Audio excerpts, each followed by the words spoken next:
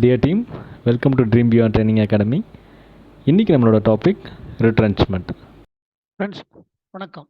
இன்னைக்கு நம்ம பார்க்க போகிற டாபிக் ரிட்ரென்ச்மெண்ட். ரிட்ரென்ச்மெண்ட் அப்படின்னா என்னன்ட்டு தமிழ் மீனிங் நமக்கு சரியாக புரிஞ்சிக்கினாலே ஆல்மோஸ்ட் ஒரு 50% நாம் இந்த டாப்பிக்கை பற்றி புரிஞ்சிக்கணும் அப்படின்ட்டு அர்த்தம். ரிட்ரென்ச்மெண்ட் அப்படின்னா தமிழில் என்ன சொல்லணும்னா ஆள் குறைப்பு. ஆள் குறைப்பு அதாவது ஆள் எப்போ குறைப்பாங்க? when எக்ஸஸ் மேன் பவர் இருக்கும் பொழுது ஆள் குறைப்பாங்க. First point. Second point, excess man power இருக்கு, யூனிட்டை க்ளோஸ் பண்ணிட்டாங்களா அப்படின்னா நோ, யூனிட் இஸ் ரன்னிங். அதாவது business is running but excess man பவரை குறைக்கிறாங்க, அதுக்கு பேர் ஆள் குறைப்பு. ஸோ ரீட்ரென்ச்மெண்ட் அப்படின்னா நம்ம ஆள் குறைப்பு அப்படின்றத தெளிவாக நம்ம புரிஞ்சுக்கணும். வாங்க இதில் இந்த டாபிக்குள்ள போகலாம். இந்த ரீட்ரென்ச்மெண்ட் அப்படின்றது எப்போ இன்ட்ரடியூஸ் ஆச்சு அப்படின்னு பார்த்தோம்னா, என்னுடைய ஐடி கிளாஸ் அட்டன் பண்ணவங்களுக்கு நல்லா தெரியும். ஐடி கிளாஸ் எடுக்கும்போது நான் வந்து சொல்லியிருப்பேன், ஐடிக்கு முன்னாடி வந்து இதில் 7-8 ஆக்ட்ஸ் இருந்தது. கடைசியாக வந்தது trade dispute act 1929. Trade dispute act 1929 தான் வந்து ஒர்க்கர்ஸ் ஸ்ட்ரைக் பண்ணலாம் அப்படின்ற ஒரு கிளாஸ் இன்ட்ரடியூஸ் பண்ணாங்க. During second world war 39 to 45 strike பண்ணதால வேர்ல்டு வரும்பொழுது நிறைய பிரச்சனைகள் வந்ததால கவர்மெண்ட் என்ன பண்ணுச்சுனாக்கா இம்மீடியட்லி 1941 ஒரு ஆர்டினன்ஸ், அவசர சட்டம் கொண்டு வந்து ஸ்ட்ரைக் பண்ணக்கூடாது அப்படின்னு ஒன்று கொண்டு வந்துட்டாங்க. அதுக்கப்புறம் 1947 அதாவது வேர்ல்டு வார் முடிஞ்ச பிறகு 1947 ஆக்டை வந்து எனாக்ட்மெண்ட் இது பண்ணும்போது ஐடி ஆக்ட் புதுசாக இன்ட்ரடியூஸ் பண்ணும்போது அதில் வந்து ஸ்ட்ரைக் அப்படின்ற ஒரு ஸ்ட்ரைக் அண்டு லாக் அவுட் உள்ள கொண்டு வந்தாங்க, இன்ட்ரடியூஸ் பண்ணாங்க. But subject to certain conditions like public utility services and general prohibition அப்படின்னு ரெண்டை கொண்டு வந்தாங்க. ஸோ 1953 தான் இந்த ரீட்ரென்ச்மெண்ட் அப்படின்ற ஒரு கிளாஸை கொண்டு வந்தாங்க. இந்த ரீட்ரென்ச்மெண்ட் எப்பவுமே பார்த்தோம்னா சாப்டர் 5A அண்ட் 5B கூட சேர்த்து தான் நம்ம பார்க்கணும். 5A 5Bனா என்னது? லே ஆஃப் அண்ட் ரீட்ரென்ச்மெண்ட் அப்படின்னு நம்ம எல்லாருக்குமே நல்லா தெரியும். இதுக்கு என்ன சார் பிரசிடென்ஸ்? 1953 இது ஏற்பட காரணம் என்ன அப்படின்னு பார்த்தோம்னாக்கா, 1953 வந்து டெக்ஸ்டைல் இண்டஸ்ட்ரியில் இந்த ஸ்டாக் வந்து நிறைய அக்குமுலேட் ஆகிடுது. அக்குமுலேட் ஆன போது இந்த எம்ப்ளாயர்ஸ் என்ன ஃபீல் பண்ணாங்கன்னா, we will close 1 or more shift அப்படின்னு முடிவு பண்ணாங்க. 1 or more ஷிஃப்ட் க்ளோஸ் பண்ணாக்கா என்ன ஆகும்? அந்த ஷிஃப்டில் ஒர்க் பண்ண ஒர்க்மென் எல்லாருமே வேலை இழப்பு ஏற்படும். அதனால கவர்மெண்ட் என்ன பண்ணாங்கன்னா அகெயின் ஒரு ஆர்டினன்ஸ் கொண்டு வந்தாங்க 1953, அதாவது with effect from 24th October. அதாவது நீங்கள் வந்து 1 or 2 ஷிஃப்டை க்ளோஸ் பண்ணாதீங்க, இன்ஸ்டெட் லே ஆஃப் கொடுங்க. லே ஆஃப் கொடுத்து over certain period if lay off அதே கண்டினியூ ஆச்சு அப்படின்னாக்கா அதுக்கப்புறம் if there is any settlement அப்படின்னா you can go for retrenchment அப்படின்னு கொண்டு வந்தாங்க. இப்போ இதில் நான் வந்து உங்களுக்கு ஒரு டெஃபினிஷன் புதுசாக சொன்னேன், என்னது? லே ஆஃப் அப்படின்றது. லே ஆஃப் பற்றி நான் அடுத்த வீடியோவில் நம்ம பார்ப்போம். இன்னைக்கு just what is lay off அப்படின்றத மட்டும் நான் படிச்சுட்டு போகிறேன். ஏன்னா இன்னைக்கு நம்ம டாபிக் என்னது? ரீட்ரென்ச்மெண்ட். லே ஆஃப் அப்படின்னு என்னன்னா, இந்த டெஃபினிஷன் பாருங்க, means failure, refusal or inability of an employer on account of shortage of coal, power, raw material or accumulation of stock, இது எல்லாத்தையுமே உள்ள கொண்டு வந்துட்டாங்க. இந்த டெஃபினிஷன்லேயே 1984 என்னன்னாக்கா நேச்சுரல் கெலாமிட்டி அப்படின்ற ஒரு பாயிண்ட்டையும் உள்ள கொண்டு வந்துட்டாங்க. இன்னைக்கு நம்ம டாபிக்கு சம்மந்தப்பட்டது என்னது? அக்குமுலேஷன் ஆஃப் ஸ்டாக் அப்படின்றதால தான் நமக்கு வந்து ரீட்ரென்ச்மெண்ட் அப்படின்ற ஒன்று கொண்டு வந்தாங்க இல்லையா? ஸோ இந்த லே ஆஃப்ன்ற டெஃபினிஷனும் அப்போ தான் வந்தது. இந்த கேன்னு இருக்கு, இது பார்த்தாலே நமக்கு இட் இஸ் அன் இன்சர்ஷன் அப்படின்னு புரிஞ்சுக்கலாம். நார்மலி ஏபிசிடி அப்படின்னு வரும், அல்பபெட்டிக்கலி அரேஞ்ச் ஆயிருக்கும். நடுவில் ஒன்று கொண்டு வராங்கன்னா கேகே. சே ஃபார் எக்ஸாம்பிள் ரீட்ரென்ச்மெண்ட்ல என்ன வரும்? 2OO ரீட்ரென்ச்மெண்ட், அதில் ஏபிசி, நடுவில் பிபின்னு கொண்டு வந்தாங்க. அப்படின்னும் போது நடுவில் உதவி இன்சர்ட் பண்ணியிருக்காங்க அப்படின்றது இஸ் அ ஜென்ரல் அண்டர்ஸ்டாண்டிங். இப்போ இன்னைக்கு டாபிக் ரீட்ரென்ச்மெண்ட். ரீட்ரென்ச்மெண்ட் அப்படின்னா என்னன்னா, section 2OO talks about retrenchment. Retrenchment means the termination by the employer of the service of workmen for any reason whatsoever. The any reason whatsoever நம்ம பார்க்க போறோம். Otherwise than as a punishment inflicted by way of disciplinary action. ஏன்னா retrenchment அப்படின்னாலே ஆள் குறைப்பு அப்படின்னு தான் மீனிங்கை தவிர, அதாவது எக்ஸஸ் மேன் பவரை குறைக்கிறாங்கன்னு தான் இது தவிர ஒழுங்கு நடவடிக்கை எடுக்கப்பட்டு தண்டனை கொடுத்தவங்களே இதில் வராதுன்றது நம்ம பிகினிங்லேயே நம்ம புரிஞ்சிட்டோம். அடுத்த 3வது பாயிண்டாங்க, does not include VRS, voluntary retirement. இப்போ termination and voluntary man treatment. டெர்மினேஷனா எக்ஸஸ் மேன் பவரை எம்ப்ளாயரா வெளியே அனுப்புறாரு, subject to certain conditions. VRS என்னன்னா அவரா வெளியே அனுப்பல, if somebody is interested they can go. இது ஏன்றது நம்ம அப்புறம் விஆர்எஸ் தனியாக ஒரு சப்ஜெக்ட்ல யூடியூப் பண்ணும்போது அப்போ நாம பார்க்கலாம். So first VRS. Second, retirement on reaching the age of superannuation. எனக்கு 58 வயசாகிடுது, நான் ரிட்டையர் ஆகிறேன் அப்படின்னா இது ஆள் குறைப்பா இல்லை வயசான காரணத்தால் நான் ரிட்டையர்மெண்ட் ஆகிறேன் இல்லைங்களா? அதனால இதுவும் வந்து not included. Third, termination as a result of non renewal of contract. இது வந்து 1984 இது அமெண்ட்மெண்ட் டு ஓஓபிபி. இது நிறைய இடத்துல நமக்கு வந்து ரொம்ப யூஸ்ஃபுல்லானது. லைக் ஃபிக்ஸட் டேர்ம் கான்ட்ராக்ட் இது அதெல்லாம் வரும்போது ரொம்ப யூஸ்ஃபுல்லாக இருக்கும், ஞாபகம் வச்சுக்கோங்க. Then third one is a termination on continued ill health. இப்போ இது ஒன்று தனித்தனியாக நம்ம பார்க்கலாம். இந்த டெஃபினிஷன் நான் வந்து 3 பிரிக்கிறேன். என்னன்னாக்கா, for any reason whatsoever. Second, otherwise then as a punishment inflicted by way of disciplinary action. 3வது பார்ட் என்னன்னாக்கா, டஸ் நாட் இன்க்ளூட். ஓகே, இப்போ ஒரு பார்ட்டாக பார்க்கலாம். பார்ட் 1 என்னது, for any reason whatsoever. நம்ம ஆரம்பத்திலே ஆள் குறைப்புக்கு நம்ம என்ன மீனிங் பார்த்தோம்னா, business is running only the surplus man power is retrenched இல்லையா? ஸோ இங்கே இந்த கேஸ்லாம் சுப்ரீம் கோர்ட் 1957 என்ன சொல்லியிருக்காங்கன்னா, retrenchment denotes in ordinary meaning business itself is continued but surplus workman is discharge. Surplus ஒர்க்மேனை தான் அவங்க தே ஆர் டெர்மினேட்டிங். அப்படின்னும் போது க்ளோஷர் ஆஃப் பிஸ்னஸ் வருது சார், அப்போ வந்து ரீட்ரென்ச்மெண்ட் வருமா அப்படின்னா, நோ, பிஸ்னஸ் கண்டினியூடா இருக்கணும். க்ளோஷர் அப்படின்றதுக்கு இட்ஸ் அ டிஃப்ரெண்ட் மீனிங், ரீட்ரென்ச்மெண்ட்ல அது வராது. இப்போ ஃபார் வாட்ஸோ ரீசன் என்னென்ன ரீசன் வரும், நம்ம லே ஆஃப்ல பார்த்தோம் இல்லைங்களா? அதே வந்து இங்கே பாம்பே ஹைகோர்ட் டிவிஷன் பெஞ்ச் என்ன ஜட்மெண்ட்ல கொடுத்துருக்காங்கன்னா, economical rationalisation, installation of new machineries, that is automation, etcetera. Therefore essential element is surplus of workmen. In other words, the employer is existing and business is running, only the surplus manpower is discharged. ஓகேங்களா? அடுத்து பாருங்க, இப்போ part 2. இப்போ நம்ம வந்து for any reason whatsoever நம்ம பார்த்துட்டோம். அடுத்து என்னது, otherwise than as a punishment. ஆரம்பத்தில் நான் சொன்ன மாதிரி ஆள் குறைப்பு நம்ம நல்லா புரிஞ்சிங்கனாக்கா பனிஷ்மெண்ட் இதில் வராதுன்றது நமக்கு நல்லா தெரியும். இதில் அலாகாபாத் ஹைகோர்ட் என்ன சொல்லியிருக்காங்கன்னாக்கா, service of a workman termination on account of disciplinary action by holding an inquiry, the question of retrenchment compensation did not arise, and as such reinstatement is liable to be set aside. அதாவது 25F வந்து not applicable, condition precedent to retrenchment not applicable அப்படின்ட்டு Allahabad high court சொல்லி இருக்கிறது.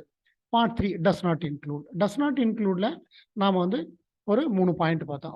அதாவது 4 point. One is voluntary retirement, second is superannuation. So voluntary retirement நான் already explain பண்ணிட்டேன். Superannuation 58 வயசுக்கு அப்புறம் நம்ம வந்து ரிட்டையரிங் இல்லையா? இப்போ தேர்ட் பாயிண்ட் என்ன அப்படின்னா, closure or non renewal of contract, அதாவது செக்ஷன் 2OOBB இல்லையா? இதில் வந்து fixed term appointment, non renewal of contract will not amount to retrenchment. Fixed term employment யாருக்காவது கொடுத்துருந்து அதை நம்ம அதை ரினியூ பண்ணாமல் அவங்களை வெளியே அனுப்புகிறோம் அப்படின்னாக்கா, தோ இயர்ஸ் கம்ப்ளீட்டட் 240 days, இங்கே நம்ம அவங்க கான்ட்ராக்டை ரினியூ பண்ணல, அதனால it does not amount to retrenchment and retrenchment compensation தர தேவையில்லை அப்படின்ட்டு கர்நாடகா ஹைகோர்ட் 2019 ஜட்மெண்ட் கொடுத்துருக்காங்க. ஏன்னா டெஃபினேஷன்ல சிம்பிளாக கொடுத்து விட்டுருவாங்க, but how it is interpreted and என்ன கேஸ் டு கேஸ் எந்த மாதிரி இன்டர்பிரேட் பண்ணுறாங்க அப்படின்றது நம்ம வந்து ஒன்லி ஃப்ரம் த கேஸ்லாம் நம்ம வந்து அண்டர்ஸ்டாண்ட் பண்ணிக்கலாம். அடுத்து பாருங்க, closure or non renewal of contract இல்லையா? அதே பாயிண்ட்ல நம்ம இருக்கோம். டெம்பரரி ஒர்க்மேன் இஸ் ரிலீவ்டு, அவர் வந்து டெம்பரரி, அவரை எடுத்ததே நம்ம டெம்பரரி அப்படின்னு சொல்லி தான் எடுத்திருக்கோம். அப்படின்னும் போது அவருக்கும் ரிட்ரென்ச்மெண்ட் கவர் ஆகாது. Third, whenever any appointment of the workmen are made for specific period by appointment, அதாவது நான் 1 year 2 year அப்படின்னு சொல்லி எடுக்கிறேன் அப்படின்னு வச்சுக்கோங்களேன். சே for example somebody is going to abroad, so 1 வருஷம் நம்மக்கிட்ட லீவ் போட்டுட்டு ஆன் லாஸ் ஆஃப் பே போட்டுட்டு 1 வருஷம் லீவ் கொடுத்துட்டு போகிறாங்க. சார் அந்த மாதிரி போகிறதுக்கு வாய்ப்பு உண்டா அப்படின்னா, எஸ், தெர் ஆர் ப்ரொவிஷன்ஸ். இல்லை நம்ம மெட்டர்னிட்டி லீவே எடுத்துக்கோங்களேன். மெட்டர்னிட்டி லீவ் வந்து ஒரு லேடி வந்து 6 months நமக்கு தெரியும், 26 weeks மெட்டர்னிட்டி பெனிஃபிட் லீவ் வரமாட்டாங்க. ஸோ அப்படின்னும் போது அந்த வேகன்சியை ஃபில் பண்ணுறதுக்கு நாம் ஒரு ரீப்ளேஸ்மெண்ட் எடுக்கிறோம் அப்படின் போது it is for a specific period அப்படின்னும் போது த பீரியட் இஸ் டிஃபைன்டு இல்லையா? ஸோ அதனால் அவங்களுக்கு வந்து ரீட்ரென்ச்மெண்ட் அப்படின்றதுல கவர் ஆக மாட்டாங்க. அந்த பீரியட் முடிஞ்சு போகும்பொழுதும் அவங்களுக்கு காம்பன்சேஷன் தர தேவையில்லை. அதே போல் நான் ரினியூவல் ஆஃப் கான்ட்ராக்ட், எஃப்டிஓ, அதாவது ஃபிக்ஸட் டேர்ம் எம்ப்ளாய்மெண்ட்டில் ஏதோ ஒன்று நான் ஆள் எடுக்கிறேன், அதுக்கப்புறம் நான் வந்து அவங்கள வந்து ரினியூ பண்ணலை, இல்லை அதை க்ளோஸ் பண்ணி அனுப்பிடுறேன். நான் 2 இயர்ஸ் அப்படின்னு சொல்லி எடுத்துறேன், நடுவில் நான் வந்து ஏதோ ஒரு ரீசனுக்காக நான் க்ளோஸ் பண்ணி அனுப்புகிறேன் அப்படின்னும் போது அதை வந்து ரீட்ரென்ச்மெண்ட்டு கீழே வருமா அப்படின்னா வராது. Okay, then but does not include. அதில் நாலாவதாக நம்ம என்ன பார்த்தோம்னா கண்டினியூடு இல் ஹெல்த். கண்டினியூட் இல்லை, எவ்ரி இதுலேயும் பார்த்தோம்னாக்கா, எவ்ரி கேஸ்லையும் பார்த்தோம்னா ஒரு லேண்ட்மார்க் ஜட்ஜ்மெண்ட் இருக்கும். இந்த landmark judgement for ever it exist. Say for example, நமக்கு இப்போ தெரியும் பிஎஃப்ல நம்ம வந்து பேசிக் வேஜ் அப்படின்றதுக்கு நம்ம எதை எடுப்போம்? சூரிய ரோஷினி கேஸ் எடுப்போம். ரீசென்ட்லி சுப்ரீம் கோர்ட் 2018 கொடுத்தாங்க. அதுக்கு முன்னாடி இல்லை சூரிய ரோஷினி கேஸ்லையும் எதை நம்ம ரெஃபர் பண்ணியிருப்போம் அப்படின்னு பார்த்தோம்னா ஏர் ஃப்ரைட் கேஸ். ஏர் ஃப்ரைட் அப்படின்ற கம்பெனியோட கேஸ் தான் நமக்கு வரும். அதே போல் இண்டஸ்ட்ரி ஐடியாக்கில் இண்டஸ்ட்ரினா என்ன அப்படின்னாக்கா Rajappa versus Bangalore water supply and sewage board case நமக்கு நல்லா தெரியும் இல்லைங்களா, சுப்ரீம் கோர்ட்டோட ஜட்ஜ்மெண்ட். இன்னைக்கு ஈவன் அண்ட் கோட் ஆன் ஐஆர்லையும் இண்டஸ்ட்ரி டெஃபினேஷனுக்கு அதை ரெஃபர் பண்ணி தான் எடுத்திருக்காங்க.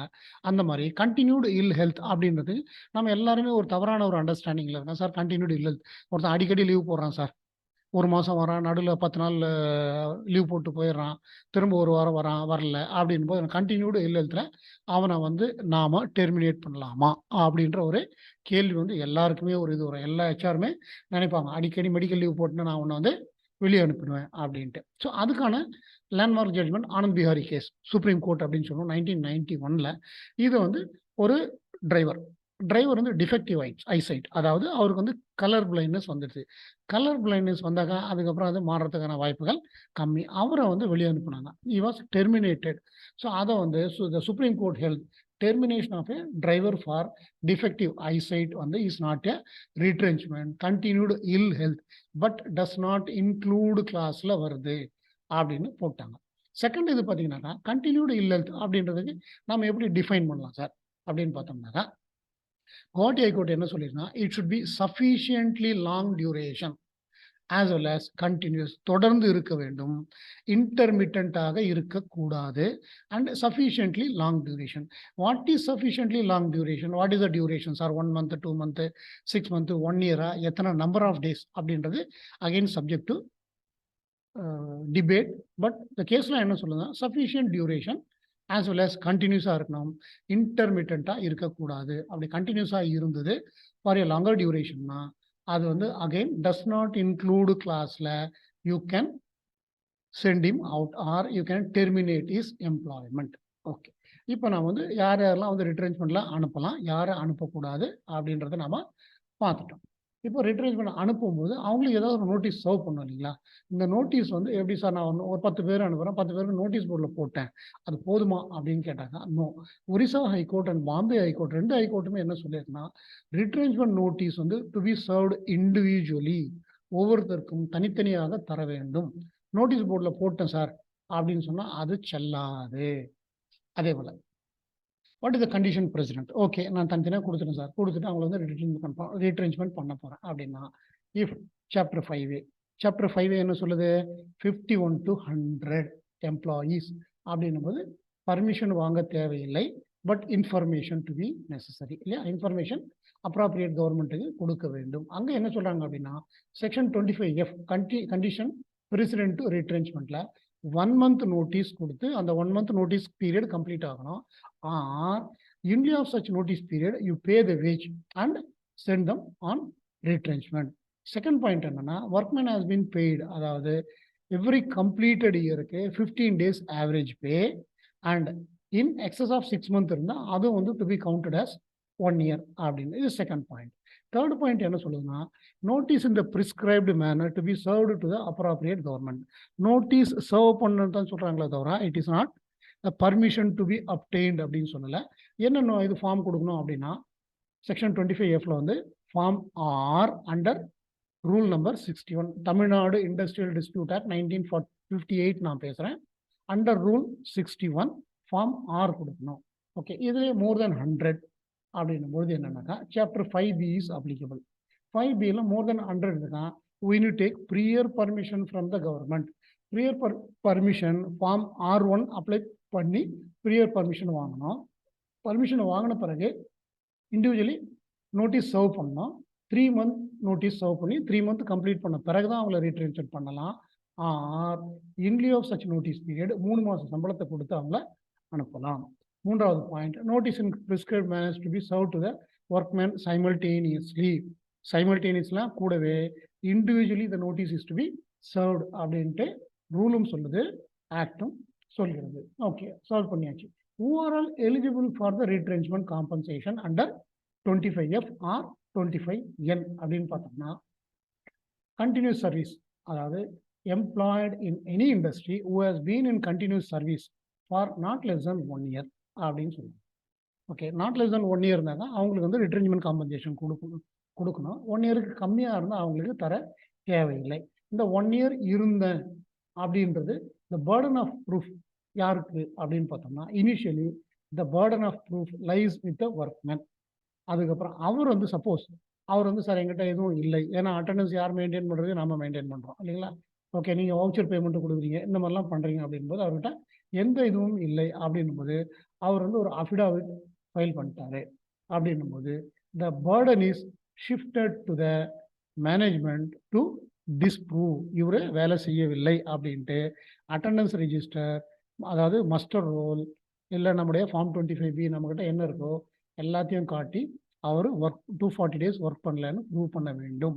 ஃபெயிலிங் விச் என்னன்னாக்கா will be reinstated with back wages.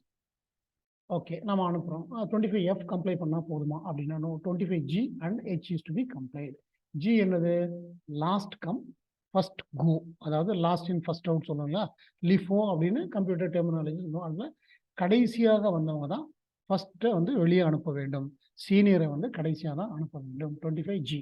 அதே போல் அவங்க திரும்ப வேலைக்கு எடுக்கும்போது 25H இஸ் அப்ளிகபிள். இதில் எம்ப்ளாயி ரைட் என்ன, ஓகே சார் நான் வந்து இந்த ரீட்ரென்ச்மெண்ட்டில் வந்துட்டேன், எனக்கு வந்து ரிட்ரென்ச்மெண்ட் காம்பன்சேஷன் கொடுத்து நீங்கள் வெளியே அனுப்பிட்டீங்க, நீங்கள் வெளியே அனுப்பிட்டீன்றதெல்லாம் I relinquish all my right, எனக்கு அதுக்கப்புறம் எந்த ஒரு இதுவும் கிடையாது அப்படின்னா no. Though you received cheque or DD retrenchment compensation வாங்கி அதை நான் வந்து என்கேஷ் பண்ணி அதை செலவே பண்ணிட்டு இருந்தாலும் இது வந்து will not debar the workman from challenging the retrenchment. ஏன்னா என்னை வேலையை விட்டு அனுப்பின பிறகு எனக்கு லைவ்லிவுட் வேணும் இல்லைங்களா, குழப்பம் நடக்கணுமா இல்லையா, நான் சாப்பிடணும், வாழ்வாதாரம் என்ன இருக்கு என்கிட்ட ஒன்றும் இல்லை. அதனால் இந்த செக்கையோ இல்லை டிடியோ நான் என்கேஷ் பண்ணி நான் செலவு பண்ணிட்டேன் சார், செக்கை மாற்றி என்கேஷ் பண்ணி செலவு பண்ணிட்டேன் சார், அதனாலேயே I loss the right to challenge அப்படின்னு சொல்ல முடியாது. தோ இ ஸ்பெண்ட் என்கேஷ் பண்ணி அந்த அமௌண்ட்டை ஸ்பெண்ட் பண்ணியிருந்தாலும், வாங்கி அக்செப்ட் பண்ணி வாங்கியிருந்தாலும் he has a right to challenge the retrenchment அப்படின்ட்டு Narsingh Pal versus union of India கேஸில் 2000 சுப்ரீம் கோர்ட் சொல்லியிருக்கிறது. அதாவது the right to challenge is not relinquished. இப்போ மெசலேனியஸில் பார்ப்போம், மெசலேனியஸில் யார் யாரெல்லாம் வரமாட்டாங்க அப்படின்ட்டு. Daily wager is not a, அவர் டெய்லி வேஜர் அப்படின்னும் போது அவர் வந்து டெய்லி வேஜ் இருக்குது ஒரு ஃபிக்ஸடாக நம்ம சொல்ல, okay daily for 30 days work பண்ணுங்க, 50 days ஒர்க் பண்ணுங்க அப்படின்னு நம்ம சொல்லவில்லை. டெய்லி வேஜ் இல்லைங்களா, எவ்வளோ நாளைக்கு, இன்டெஃபினட் பீரியட் கூட இருக்கலாம். ஸோ அப்படின்னும் போது அவரும் வந்து ஆஃப்டர் 1 year, அதாவது continuous period of 240 days in year complete பண்ணிட்டு அவரை வெளியே அனுப்பும்போது செக்ஷன் 25F, அதாவது condition precedent to retrenchment is to be followed. அதே போல் casual worker is a casual worker for how long is not defined இல்லையா, daily wager is not defined. அவங்கள வந்து போகும்போது ரீட்ரென்ச்மெண்ட் காம்பன்சேஷன் கொடுக்க வேண்டும் அப்படின்னு Rajasthan high court has given the verdict. Probationer நம்ம கொடுக்கும்போது you are employed for 6 months on probation on satisfactory completion of probation period until confirmed in writing அப்படின்னு நம்ம கிளியராக சொல்லிடுறோம் இல்லைங்களா, அதில் எங்கேயுமே ஓப்பனாக விடலை. ஸோ அதனால் அங்கேயே வந்து இத்தனை மாதத்துக்கு அண்ட் எக்ஸ்டெண்ட் பண்ணால் according to standing order the equivalent பீரியடுக்கு நான் எக்ஸ்டெண்ட் பண்ணுவேன் அப்படின்னு கிளியர்லி இட் இஸ் டிஃபைன்டு.